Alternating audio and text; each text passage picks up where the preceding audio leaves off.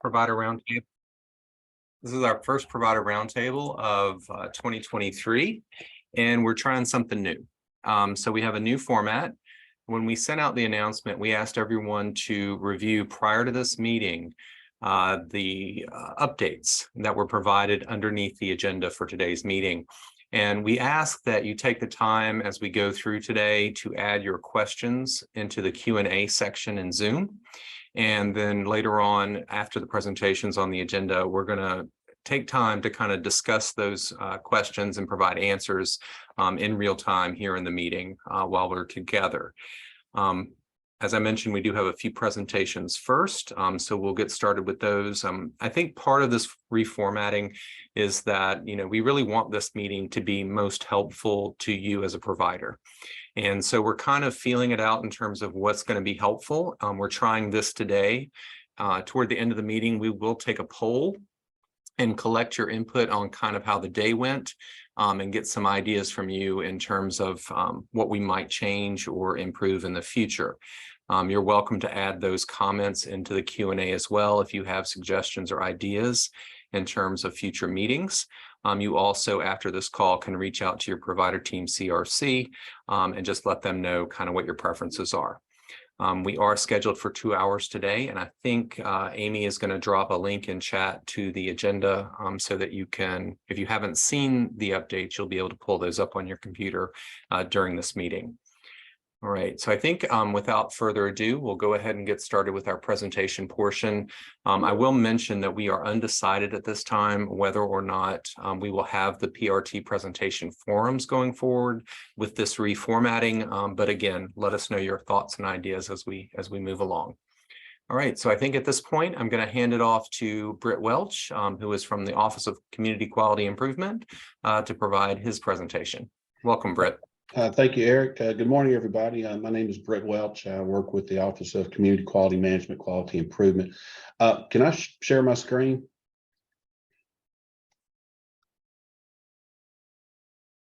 Or would you make me a host or co-host so I can share my screen?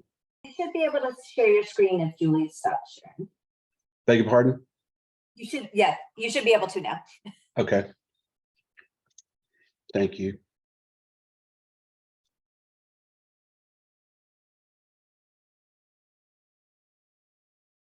And can y'all let me know if you can see that okay? Yes, sir. Alrighty.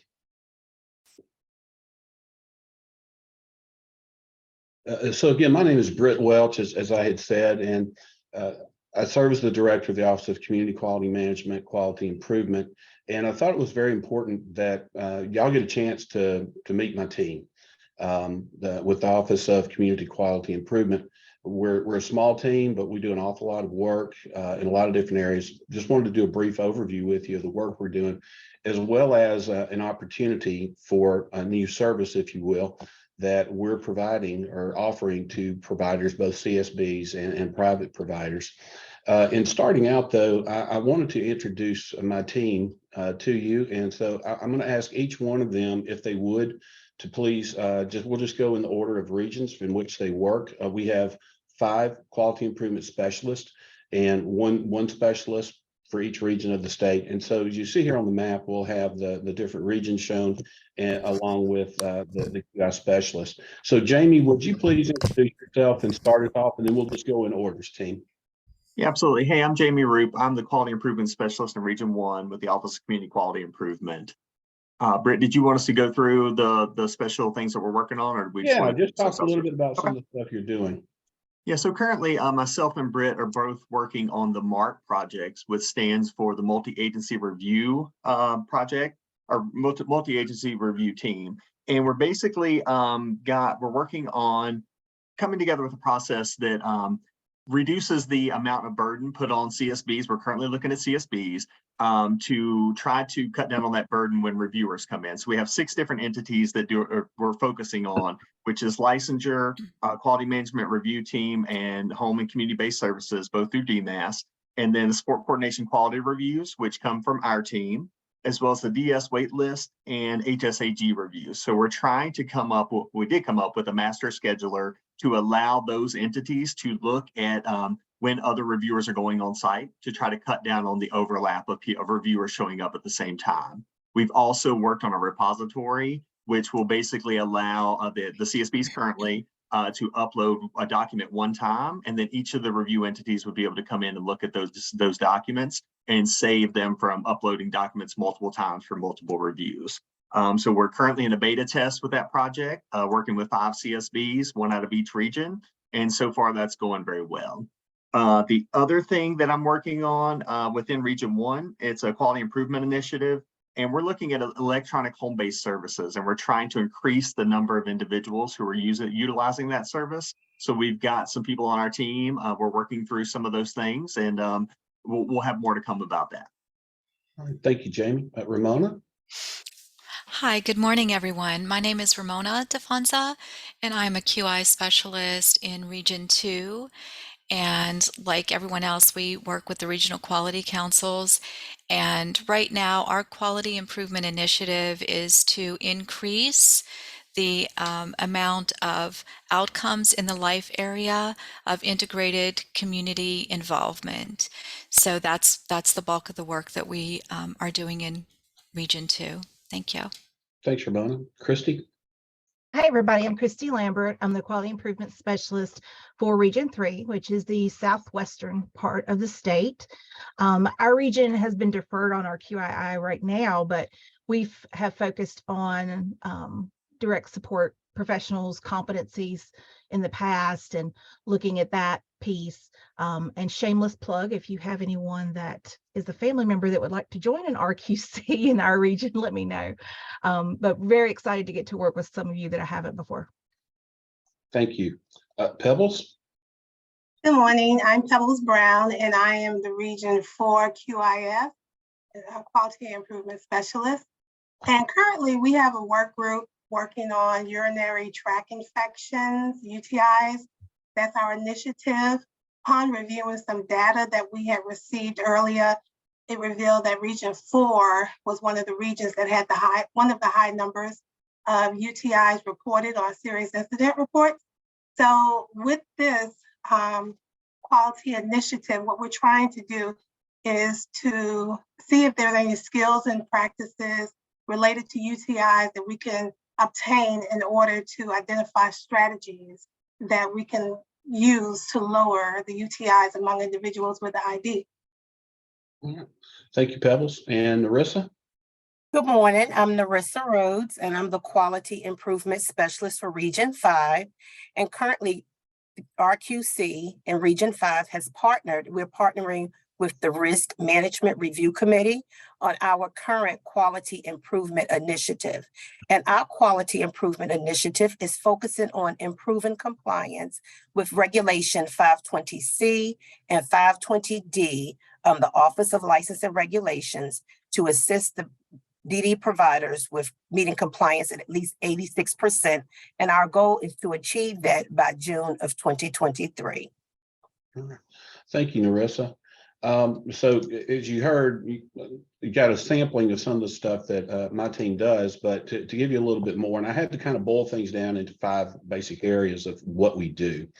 And so first, you heard us mention regional quality councils. The RQCs are an outgrowth of the settlement agreement.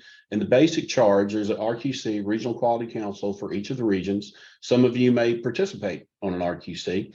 But for those of you who don't, our basic charge is to review regional and statewide data and performance measures, analyze that, and then make recommendations to the State Quality Improvement Committee on quality improvement initiatives or request of different types of data, different cuts of the data that can reveal more to us about how region or how we're doing statewide in quality improvement and whether or not we're moving towards or what are the barriers to obtaining those goals that we've got set as part of those performance measures. The other area that we work in is support coordinator quality reviews. This is a review that is specifically for the CSBs. And in short, what we're looking at is to verify the delivery of case management services to make sure that they are consistent with the required case management practices and with the expectations for case management. Then we also lead several quality improvement initiatives. You heard everybody talk about the QIIs, as we call them, in the respective regions. But then we also work with other work groups at the department on QIIs that they have going, that they've undertaken at this point. And then we also serve on several other state work groups. And our goal when we go in is we want to try to make sure that that group continues to maintain a focus on quality improvement.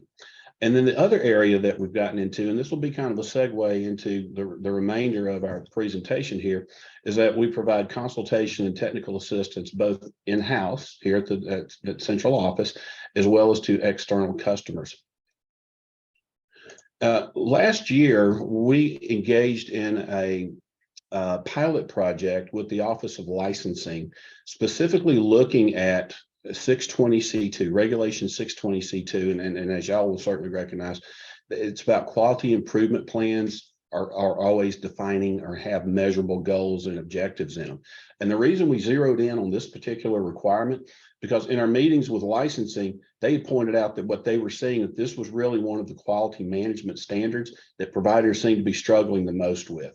So we set out to form a pilot project that was launched in January of last year. We ended up having 9 licensed providers who expressed a desire to participate in the pilot project. And that project had 2 goals to it. The first goal was that we wanted to have a successful or validate a method of CTA that could be successfully used in the future. And that methodology was really more of a consultation type of role in that it's one-on-one with the provider. The second goal that we had was for those providers that went through and participated in the pilot with us, what we were hoping for is that they would at least 86% of those would achieve compliance on 620C2 at their annual licensing review in calendar year 2022.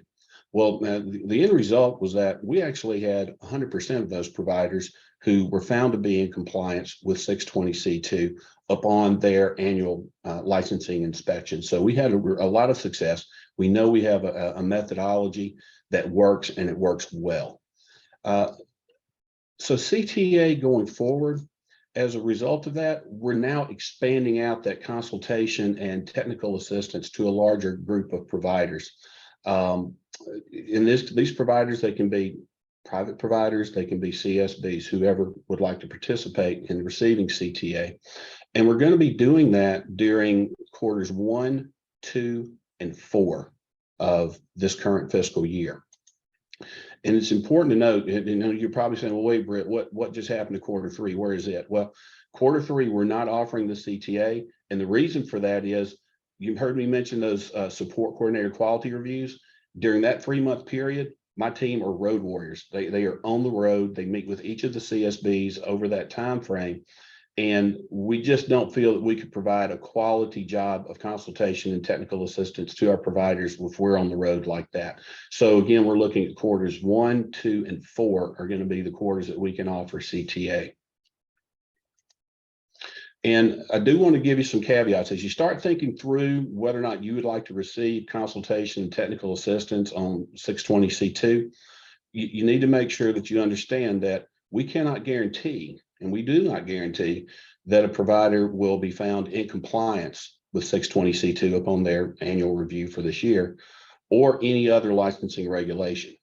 The other thing to keep in mind is that if a provider decides they want to have the consultation and technical assistance, that does not mean that they can postpone or delay their licensing review for this year as well. So you want to keep those things in mind. In terms of the CTA, we got to think about, well, who's eligible for this? And very easily, it's licensed DD service providers. Again, a CSB, it could be a private provider who received a non-compliant licensing citation for regulation 620C2 during last year. And they submitted a cap that was approved by the Office of Licensing. Real easy eligibility requirement. The benefit of the CTA is that you'll receive consultation and technical assistance specific to your approved corrective action plan for 620C2, but you're also going to get introduced to QI concepts and tools that you may not have ever heard of before, but can help you have a better understanding of QI that can help you be in a better position in implementing quality improvement within your own organization. Some of the logistics that are involved in this, that the participation in CTA, it is absolutely voluntary. It is not required. It is not mandatory. And I want you to make note of this too. My team, we do not issue or make recommendations for citations. That we're not in that business. That's not what we do. We're here to provide consultation and technical assistance. All participants must self-select.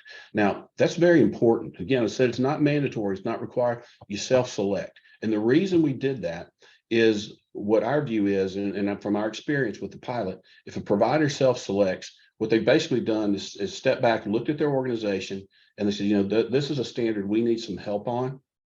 We would like to do that. It means that they're making a commitment to the consultation and technical assistance. And that's one of the real keys in the consultation technical assistance being successful.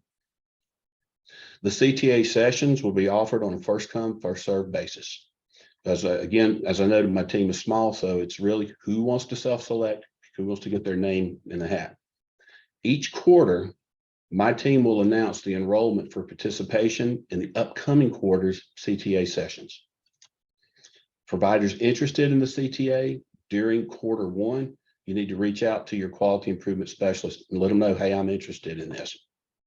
For the other quarters, the 2 and 4, there'll be a 2-week period for providers to, notify their regional specialist that they would like to participate in the next quarter session. So what that means is the end of quarter one for calendar year 23, it wraps up in March. So those last 2 weeks of March, we'll put out a notice, and Eric, I've talked with him, and he's been very gracious to let us utilize the DD listserv emails that y'all will frequently receive.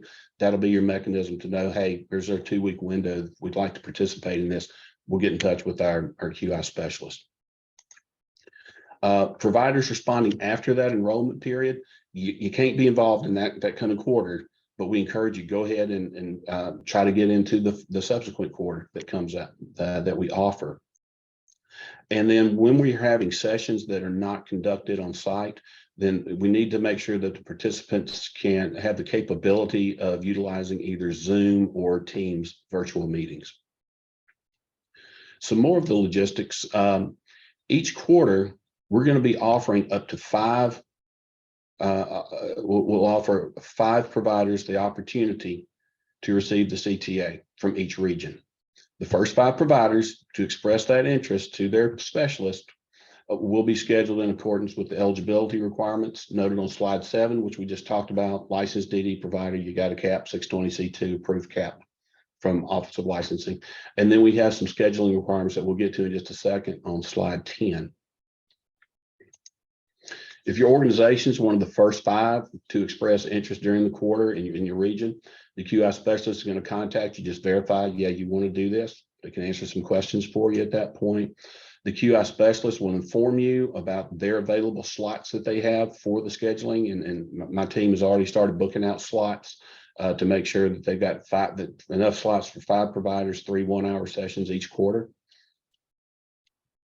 You'll receive a readiness assessment from the QI specialist of your review, for your review and completion. And the readiness assessment, in short, is just where do you see yourself as an organization in readiness for quality improvement, just in general.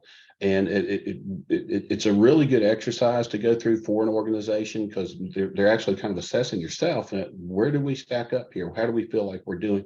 And it helps our QI specialist to know, well, what might be some of the tools I want to make sure I introduce to the organization I'm working with. So it really makes for a great tool for both us and the providers to utilize. The readiness assessment should be completed and returned to your specialist within 7 days of receipt, along with a copy of your QI plan and your quality management policies and procedures. Some of those scheduling requirements that we talked about, if you're interested, you need to reach out to your QI specialist via email and include the following information in the subject line. Just put CTA 620C2. That'll be a flag for all of us to recognize this is a provider interested in receiving consultation and technical assistance on 620C2. Put your name, the name of the point of contact for quality improvement in your organization, the point of contact's email address, if it's not the person submitting the email to us, the point of contact's phone number, the name of your organization, the date of your organization's licensing review in calendar year 22, confirmation that your organization received an approved cap for 620C2. And the way you want to do that, send us a copy of your approved 2022 licensing report. So include that. And then the best times that the point of contact can be reached, Monday through Friday between the hours of 8 a.m. and 5 p.m. And then if you've got some questions, go ahead and put those in your email as well. And we'll respond back to you very, very promptly. Also, based upon our pilot project, we were able to identify what we believe are tips for successful CTA sessions. The first tip that we have is that whoever is responsible for, or whoever writes the QI plan or his or her backup, and whoever impacts change in your organization, they need to consistently participate in those CTA sessions. The weekly sessions, they really make for a much more seamless type of process, and they maintain the continuity of the CTA that you'll be receiving. And then we don't have a lot of homework assignments, but if you do get a homework assignment, it's important that you do that prior to the next scheduled session. And the reason is that will assist in remaining on schedule, and it also helps out with successful completion of the CTA sessions. And then utilizing those QI tools that you'll be introduced to as soon as possible following your CTA session, because what that does, it reinforces the learning that you gained during the sessions. I think those are really some of the probably the 4 biggest tips that we can give that really lead to very successful consultation and technical assistance sessions. And I can tell you that my team is very eager to work with you. We have such a great experience in working with our pilot project providers. And I'm very pleased to let you know that we got a couple of them that are going to be talking with you about what their experience was in just a second. But I did want to just share with you again, your regional QI specialist, you have their email address, their phone number. I also have my email address and phone number down here. If you run into some sort of snag or something, you're more than welcome to reach out to me directly. And if I can't respond to your to a phone call immediately, I will get back to you easily within 24 hours, if not sooner. And then I'm very pleased to introduce to you a couple of our pilot project providers that I mentioned. And I've asked Ms. Yvonne Mitchell with Mitchell Residential Services and Mr. Stanley Forsang with ACSA.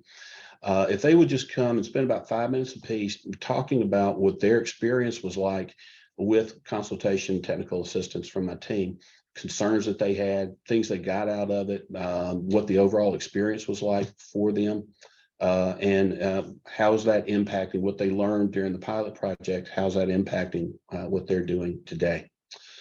So Yvonne, are you on the call right now? I'm assuming you are. And Stanley. Yes, I am. All right. Good morning to you, Yvonne. And Stanley, are you on the call as well? Good morning. Good morning. Good morning. I'm right here. All right. Great. Glad to have y'all. Yvonne, if you would lead off for us, and Stanley, if you would follow after Yvonne. Okay. Good morning. My name is Yvonne Mitchell with Mitchell Residential Solutions, and we provide residential in-home and various community supports. And I had worked with Brett and his team on other training, so I didn't hesitate when the opportunity came along to be part of the CTA training, especially since I had gotten a corrective action plan because my my quality improvement plans needed some work. The regulation stated that the quality improvement plan should utilize standard quality improvement tools, including a root cause analysis. And it said that the plan must define measurable goals and objectives. And I had a little bit of trouble trying to understand exactly some of the tools.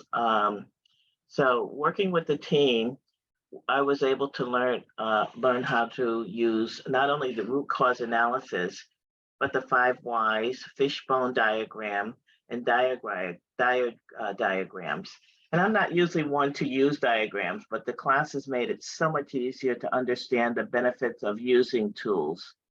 And as Brett mentioned, we had homework, which is not really a favorite activity, but I can't stress how instrumental it was in helping development of the quality of improvement goals for my agency. I took what I learned in the training classes, developed my agency's quality improvement goals, and then we discussed them in the next class. We discussed them, we discussed strategies on assuring the goals and objectives were measurable. And I truly believe that the knowledge I received by working with the CTA team was instrumental in the acceptance by licensing of all of our goals and objectives as submitted without any further clarification. It was very heartwarming because when you turn in your goals and objectives and they come back and say, well, you need to do this and that, you kind of get a little bit confused, but it was just so great that working with the team, I was able to walk away with all my goals and objectives being accepted as submitted. And I truly believe that, you know, if you're offered the opportunity to be part of the CTA team or any other learning session, you should take advantage. You receive knowledge firsthand. You get to ask questions to help you not doubt yourself as to whether, am I doing it correct? Is this what they're looking for? You get firsthand knowledge, your questions get answered, and the team is always available for future learning. I've reached out to them after my sessions were over, and they were very helpful, got all my questions answered. And I just say it was an excellent opportunity. I would take advantage of any learning opportunity because it truly helps in getting you through the day with all the new regulations and requirements. And to them, I say thank you. Thank you, Yvonne. We greatly appreciate your willingness to step up and be a part of a pilot. It was all brand new. We've never done this before. So having Yvonne and then, of course, Stanley to say, hey, we want to give this a shot. That was very big for us. So we appreciate you helping us out there. Stanley, would you like to talk about your experience, please?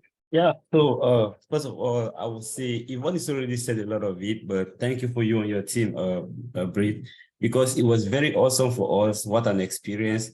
Initially, when we had the invite, it was a little bit, a stressful as to, hey, what is this? Where is this coming from?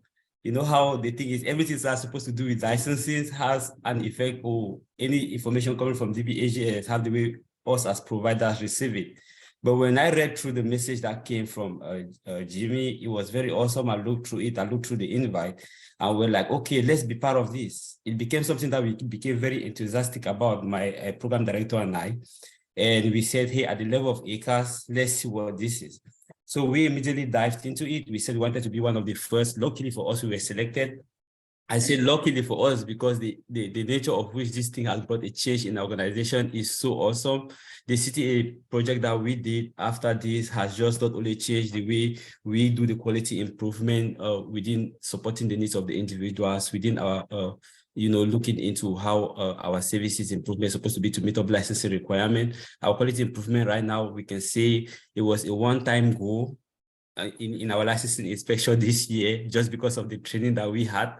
And that is already transformed a lot of things organization-based, right now from our staffing level, right up to our management, the way we run our program is all based on all of the tools that we had learned throughout the period when we did the CTA project. We now implement it, and since we were very successful with our licensing inspection of 2022, the C3 and C2, it was just so beautiful for us. And I really like to encourage other providers to take the opportunity to kind of like grab into this knowledge and make it productive, because if you use it just like Yvonne was mentioning, you get to understand the value of how you can really place your difficulties on the 5 whys and address it.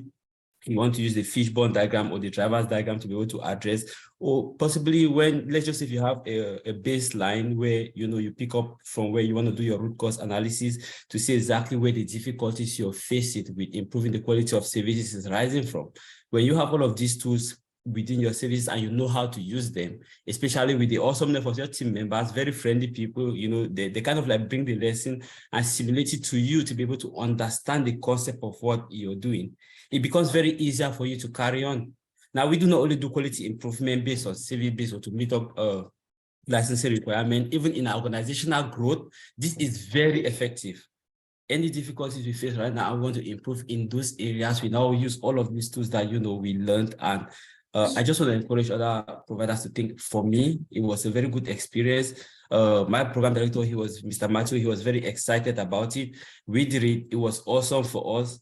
The assignments, like the homeworks that was given to us, we took it, we went and did what we thought we knew best, and we were coming up raising our soldier high, knowing that we've touched bases on those awesome things. But we did work with Jimmy, and when we met him, and he was like, yeah, you guys have done good. But when he comes into it and he could just pull it out, and you see from his own presentation, you see that what we did and we thought we've done something great, we were just doing quality assurance. And when he brings up that, what if you guys had just done this differently? You could self-realize that things are going very awesome differently, especially with his presentation. So it was very awesome lessons that we learned. We did appreciate it. And I want to say thank you, not to take a lot of time on this. The result for us was good at our annual licensing inspections. We came out clean with this. We now have this improvement working for us at every level. And I just want to say, if I have the chance to do this over again, I'll do it. And of course, just like Yvonne said, you guys are still within reach. And just not long ago, I was still in communication with Mr. James. Like, he still sits back and he's like, hey, we just discovered this new tool that we thought could be implemented in this area. And he will send to us and like, how about you check it out? And if you have any questions, get back to me. I'll always answer. So not only did he take us through the CTA process, but he's still available to help us at every given moment, giving us any improvement and update that is still helping us today. So I just want to say thanks, and we really appreciate the time. Thank you very much, Stanley. We greatly appreciate that. Just want to take a few minutes. Amy, do we have any time for some question and answers if folks have a question, whether that's to me or my team or Yvonne or Stanley? If we can give you just a quick 5 minutes, because we have a couple more presentations we want to get through. Okay. If anybody has a question, I guess they need to put that into the chat. Is that correct, Amy? The chat is disabled, and I have received an email that a couple people still can't get the Q&A. So if there are some of you who can't get the Q&A, I would suggest leaving the meeting and coming back in, and perhaps you will see it. Yeah, because they cannot unmute themselves. So the Q&A would be the best place to put it in, and they can answer live.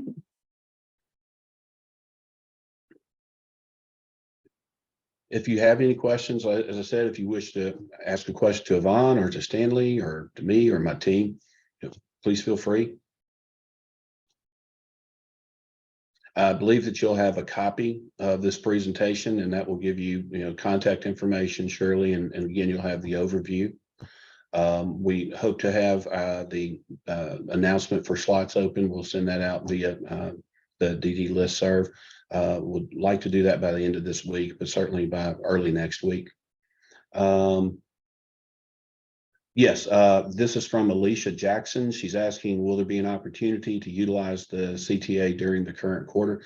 Yes, that's what I was saying. We want to get that out. So you would have, certainly January's kind of gone. Yeah, we get that. But certainly for February and March. So those would have to be the 2 months for this quarter that they would need to be utilized. Carrie Cortez, it's a nice resource for providers. Thank you. Thank you, Carrie. Appreciate that.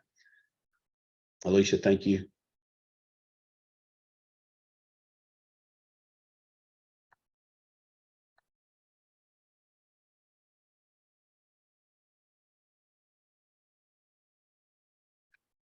Okay, well, y'all have contact information. You've got my contact information. Please feel free to reach out to us if you have some questions. And again, be looking for that notice to come out on the provider listserv.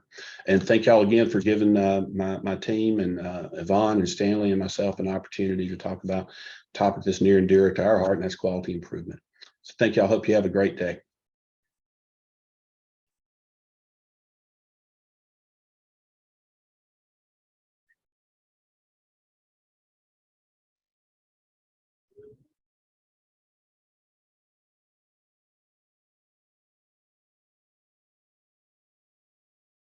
All right, thank you, Britt and team.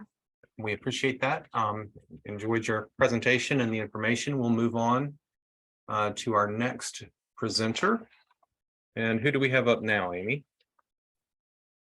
Next, we have Christine from the Office of Integrated Health. Great, thank you. Welcome, Good Christine. morning. Yes, good morning, everyone. I'm Christine Coker, one of the regional nurse care consultants with the Office of Integrated Health. Just have a couple of things that we'd like to share with you related to information for providers. Next slide. As of January 1st, 2023, all Virginia Medicaid members, will now be part of Cardinal Care. With this transition at DMAS, Cardinal Care combines Medallion 4.0 and the CCC Plus into one program. So this transition to Cardinal Care is automatic for individuals currently receiving any type of Medicaid, so that some of the things that were covered before will continue to be covered, but there's an increased emphasis on preventative health. Next slide. Cardinal Care will continue to partner with those same 6 managed care organizations. As you can see here, Aetna, Better Health of Virginia, Anthem Healthkeepers Plus, Molina, which was formerly Magellan, excuse me, Complete Care of Virginia, and then Optima Health, United Healthcare, and Virginia Premier Health Plan. Next slide. As I said, there's an emphasis on preventative services, and all of the current MCOs will now cover the following preventative services, which will include adult annual exams, recommended vaccines such as tetanus, diphtheria, shingles, hepatitis A and B, influenza, and human papillomavirus. Things such as blood pressure and cholesterol screenings, the mammogram, prostate, and other kinds of cancer screenings, the individual and group smoking cessation and alcohol counseling, depression screenings, and nutritional counseling. So as you can see, a lot of things that the general population receive, everyone should be entitled to. The next slide, please. Whenever you see the red cardinal, you'll know that you have the updated version of the card. In the coming weeks, individuals will receive their new cards to reflect the new Cardinal Care brand. But in the meantime, the current Medicaid ID cards will still be valid. So when you see the red cardinal, once again, you'll know you've got the updated one, but not to worry. It takes some time for this process, and reinforce with the individuals that they're okay, that they're not going to lose any benefits during this transition. For more information on it, of course, you can go to www.dmas.virginia.gov, and they will certainly give you the updated information according to DMAS. Just one other thing we would like to also talk about, in addition, the Office of Integrated Health on the next slide here, would just like to invite you to all our upcoming trainings, providers, caregivers. Everyone's, encouraged to attend. For the month of February, we have 4 trainings coming up. As you see, diabetes on February 7th, skin integrity and pressure injury training on February 9th, nutrition training on February 21st, and transfer training on February 23rd. We have a full schedule, and we're going to offer 4 more trainings in March. You can download or complete training schedule with the registration links by going to the Office of Integrated Health's webpage. It's on the DBHDS website. Once you get there, just click on Educational Resources and then Winter 2023 Training Schedule. Or you can just check out our training schedules on the DBHDS Facebook page. And we certainly hope you will be able to join us for these trainings. Thank you.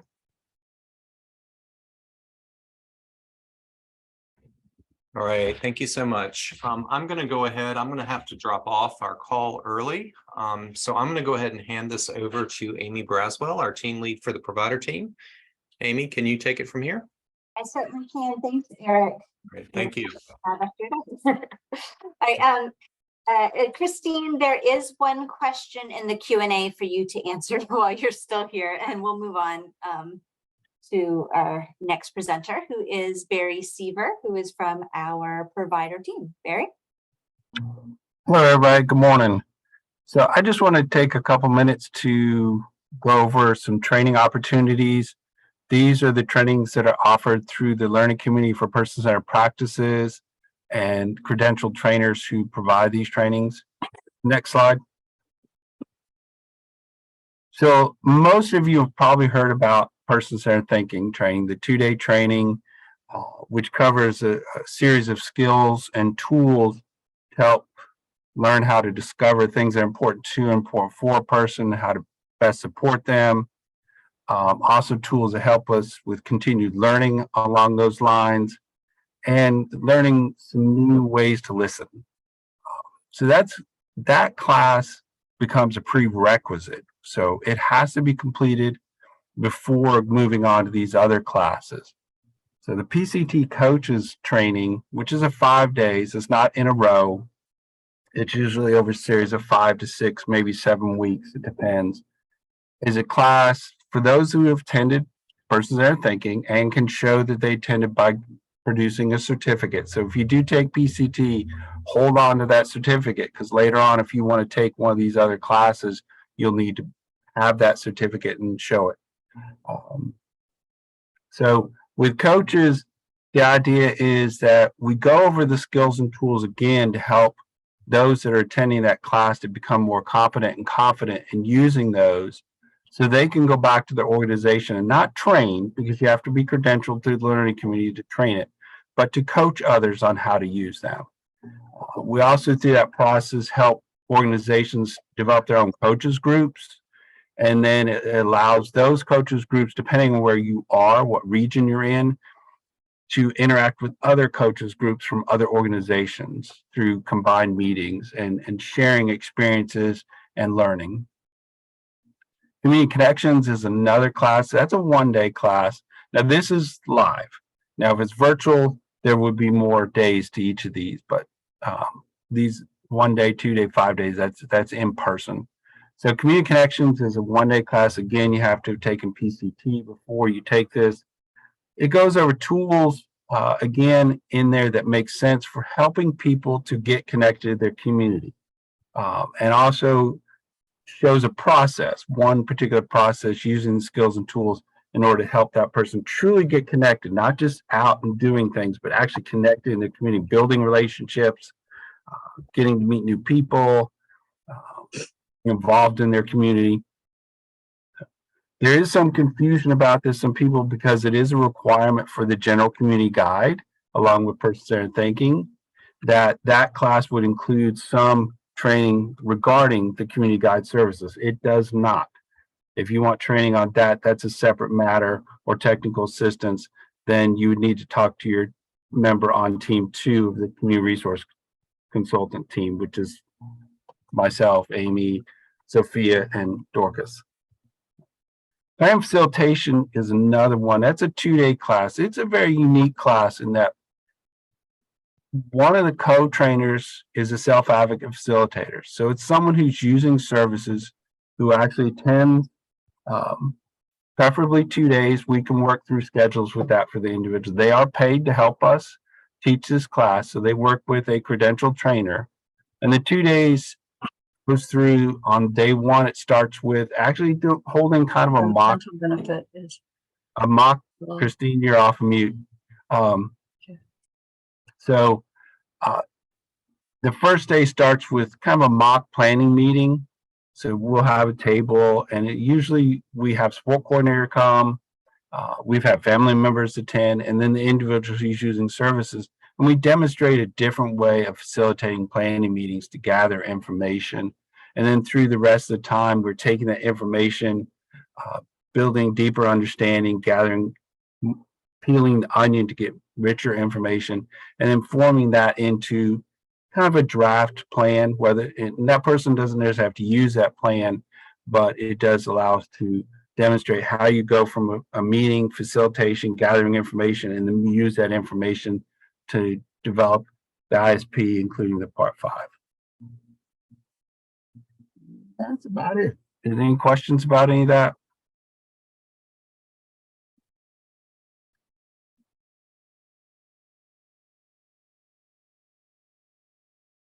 So you would see offerings of these classes through the listserv, through Constant Contact is where we advertise these. If you're interested in hosting a class, then I would say at this point, contact me and I can talk to you about that process. All right, thanks. Thank you, Barry. If you want to go to the next slide, Julie, it's just our Q&A slide, I think. Okay, so it says, thank you for attending. Don't go yet. So I want to talk a little bit about our new formats that you have noticed that we did things a little bit differently today. What we did is we sent out the full departmental updates beforehand so everybody could have those before the meeting, so we wouldn't have to rehash everything for you during this meeting. So you could have everything and have the opportunity to ask questions of us during this time. And we could have presentations for you today. And hopefully if we continue with this format, that we would have more presentations for you going forward as well. As Eric said at the beginning, we're still up in the air if we're going to stay with this format, if we're going to have the second meeting on the off months with more presentations. I'm going to have a poll for you in a moment that goes over what your feedback is for this new format that we tried, about whether you liked how it went, and also if you think we should go back to having an in-person option for our regional meetings as well. But before we do that, I do want to go through some of the Q&As that we've received so far through this meeting. I did want to call attention to a few of the updates that were in the agenda that were sent out that I thought, as the provider team lead, were important to call out for providers. One of these was an update from service authorization. It's number 19 on the agenda that went out, and it says CDPA, so that's Consumer Directed Personal Personal Assistance authorization requests, where the attendant lives with the individual, and the written justification from the service facilitator and or the support coordinator only states that it's the individual's choice will be pended. According to the regulation, there needs to be a written justification as to why there is no other provider available to provide care. So that's a note from service authorization. So that's important to know. I also wanted to call attention under DMAS communication. There's a few things. This is number 20. One, they said that in-home support services, that H2104 can be used without a modifier, but if only 2 individuals receiving in-home support in the same home, and the staff need flexibility to use support 2-on-1 or 3-on-1 on a regular basis, that this would need to be documented in the justification. And there's more information about that. Also, there's a guidance document regarding companion in the 24-hour residential services that closed for public comment on January 19th. And then there's a link to the draft version, and hopefully the final version will be out, including any of those public comments, with the adjustments for those public comments, hopefully soon.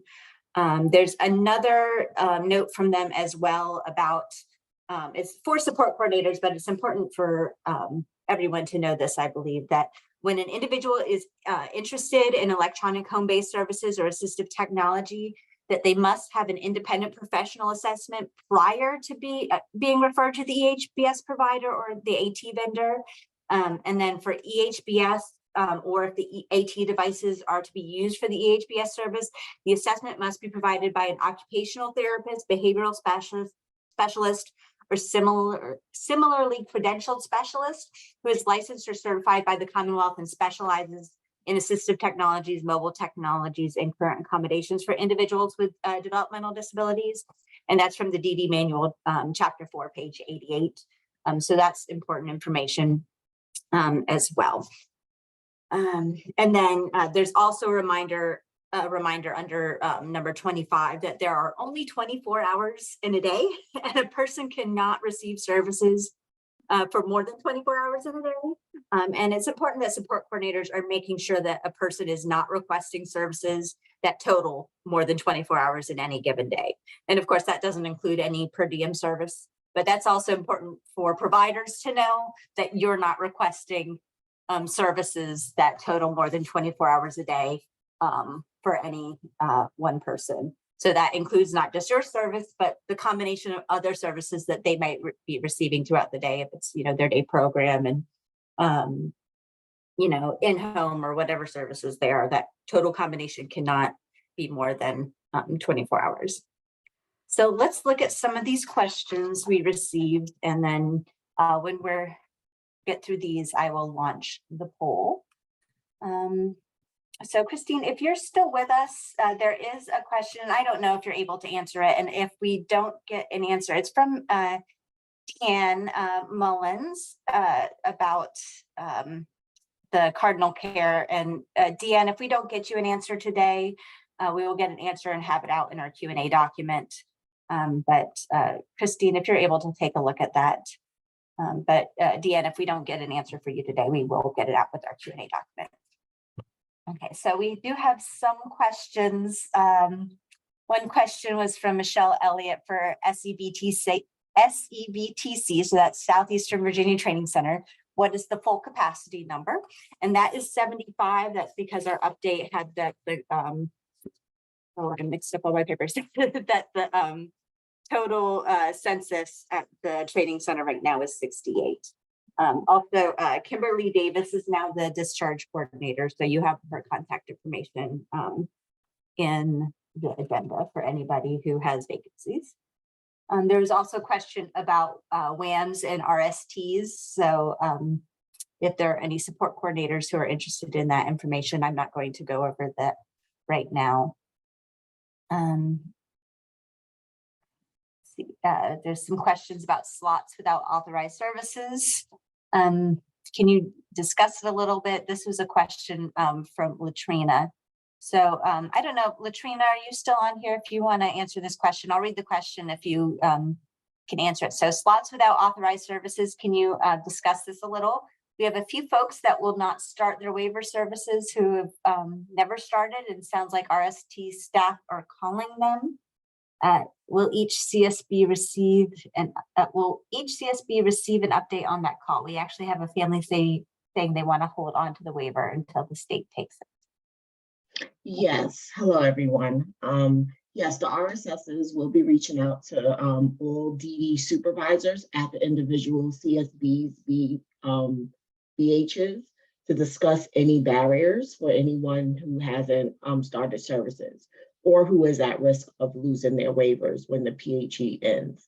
So we'll be going around to the regional RSSs will be going around and speaking to the individual boards, just to make sure that we address any barriers, lend support and guidance, and anyone, and just let them know who is at risk of losing their waiver, if there aren't any barriers, or for this case, someone that, is waiting for the state to take it, to discuss those situations as well. All right, thank you, Latrina. No problem. There is a question in here that says, do all CIS advanced medical and advanced behavioral scores of 2 need their own outcome? And I had answered this to say that all identified medical and behavioral needs and risks must be addressed in an outcome, and that related needs and risks can be combined in a single outcome. So I know that that doesn't specifically address the CIS scores of 2, but if there is a CIS score of 2, that means that it is an identified medical or behavioral need. So yes, it does need to be addressed in an outcome. And see, would it be possible to coordinate the scheduling of these meetings so they don't conflict with the services facilitator monthly call? Oh, these are about the roundtables. okay, with PPL. You provide important information for consumer directed services facilitators. Oh, so they come at the same time. And okay, yeah. So we do record these so they can be accessed later. Rima, if you can send us the information of when those are, we can take that to consideration because we don't want to miss a chunk of people, but we do record these. I mean, I'm sure a large chunk of providers do attend those calls. So thank you for bringing that to our attention. I see there's some other questions on here. Are there any person-centered training, 2-day trainings in Region 5 Hampton Roads? You can check the new person-centered practices. Oh goodness, it's a really long website. And Barry, are you still on here? Maybe you can type it into the answer in the Q&A. Person-centered practices dot partnership with disabilities.vcu.edu, I think is the website, the new website, and you can pull up trainings there. They changed the website. Did you say yes, you could do that, Barry? Yeah, they can go to the website. About becoming a trainer, I would just say call me and I can talk to you about that. And if you don't have my number, it's 804-839-0332. Oh, Sarah's typing an answer. Thank you, Sarah. And now you just gave your number to 304 attendees. That's okay. That's not my real, no, that's my real number. And Christine is answering your question, Deanne, right now. Any other questions for the Q&A?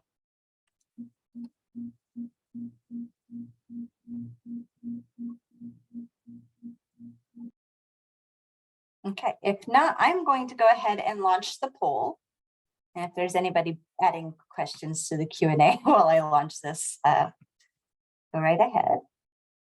So this is about our format today. So hopefully this was helpful. We're hoping to make better use of your time and our time because as you see, it takes a lot of DBHDS staff to make this meeting happen.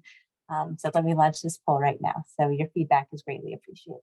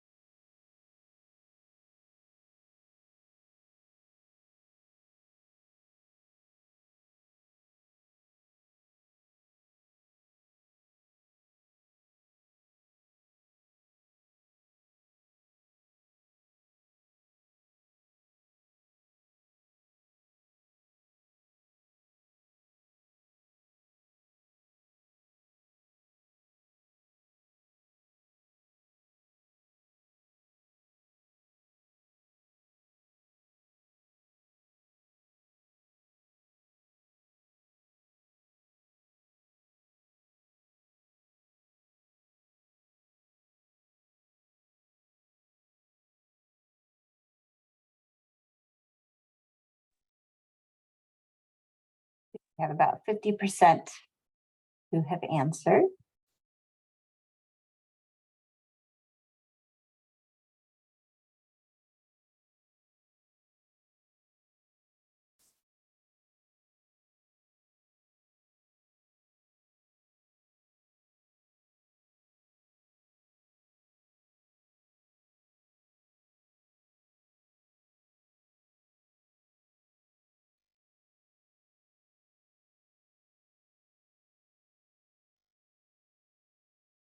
Be 2%.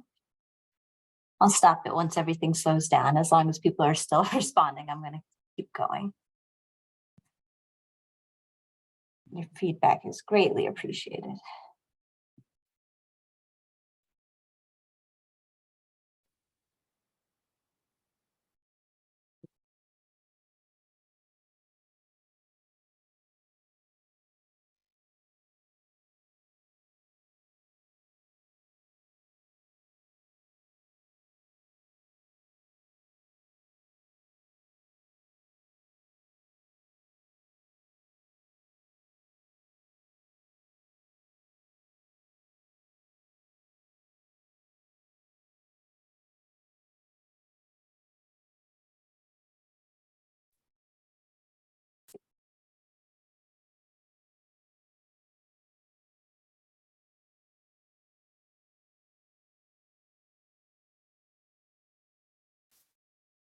So we did get another comment in the Q&A. So if you have any specific comments about this structure, you're welcome to put that in the Q&A as well. Because someone said that they're not really sure. They said they like the structure, but it's a little too early to say, which is a nice, honest feedback. It's a little early for us to say too. It's different. Yeah, I will say that I have had, well, we're still waiting for people to answer. I've had several people say to me that they missed the connection that we had when we'd meet in person, face to face, and get to talk. And we've been communicating a lot via email and service authorization via pen notes, and there's a lot missed when you're just communicating through email and in written language that's missed, face to face with the person. Even when you have a video on, it's a lot is missed. So okay, I have 85% and it looks like it slowed down. So I'm going to end the poll and share our results.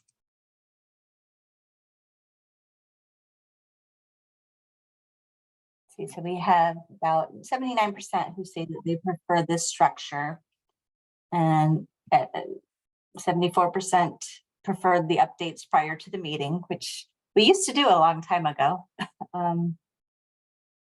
And a lot of people would prefer to meet regionally online, prefer one statewide meeting online, about 30%. And then some people regionally in person. So thank you so much for that feedback. And we have a couple more comments in the Q&A. So it looks like we've saved a little bit of time. We had scheduled 2 hours and we got through all of this in 1 hour today. So thank you all so much for being flexible with our new format today. And thank you for all that you do to support people with DD waiver. There's a question that just came in. Will you get copies of the PowerPoints? Yes, we've started uploading all of our PowerPoints, our videos, and our Q&A documents on our provider development website. We're holding ourselves accountable to a timeline within a couple of weeks to get those up on our webpage. So keep an eye on our provider development webpage, and we will get everything up there for you so you can get answers to your questions. You can watch the recording, you can get the PowerPoint, and it'll all be right there for you. All right, so thank you all so much again. Have a wonderful rest of your week. And once again, thank you. You are the best part of the developmental services system. Take care.